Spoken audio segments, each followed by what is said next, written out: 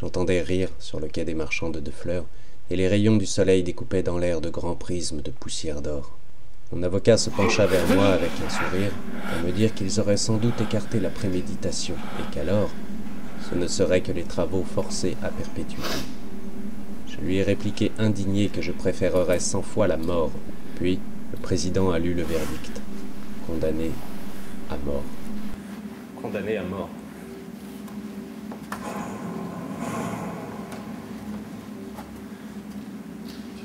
Et alors? Je me rappelle avoir lu que tous les hommes sont condamnés à mort, avec des sursis indéfinis. Qu'y a-t-il donc de si changé à ma situation? Je laisse un enfant.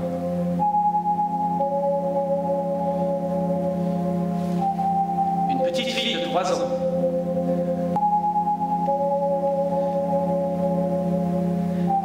Elle avait 2 ans et 1 mois quand je l'ai vue pour la dernière fois. La petite Marie.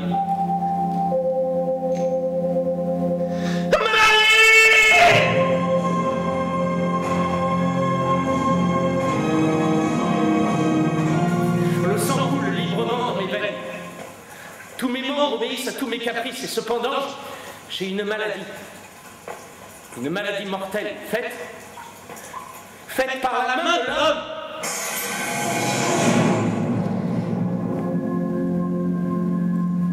Plus de chance maintenant. Mon pourvoi sera rejeté. Le pourvoi.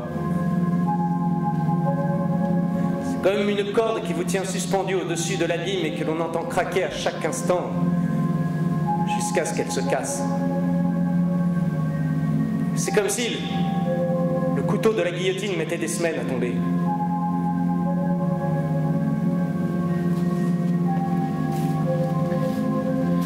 Et ma grâce. Si j'avais ma grâce. Ma grâce.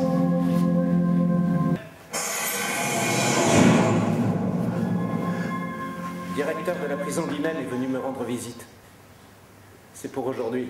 Un moyen de fuir, un moyen quelconque. Il faut que je m'évade, il le faut, sur le champ, par les portes, par les fenêtres, par la charpente du toit. Quand même, je devrais laisser de ma chair après les poutres. Il faudrait des jours pour percer ce mur avec de bons outils. Et je n'ai ni un clou, ni là.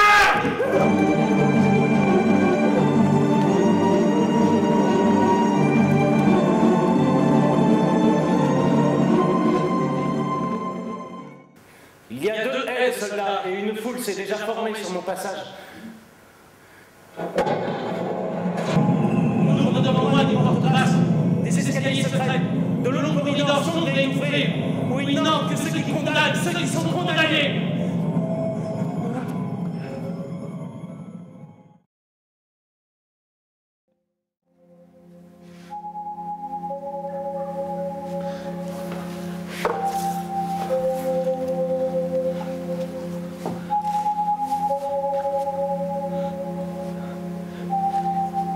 Pauvre petite fille.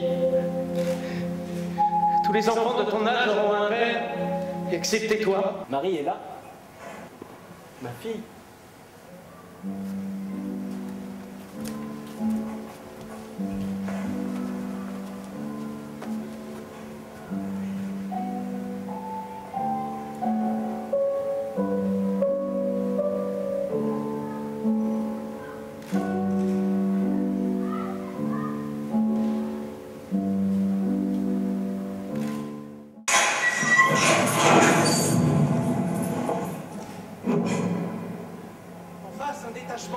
Il est temps.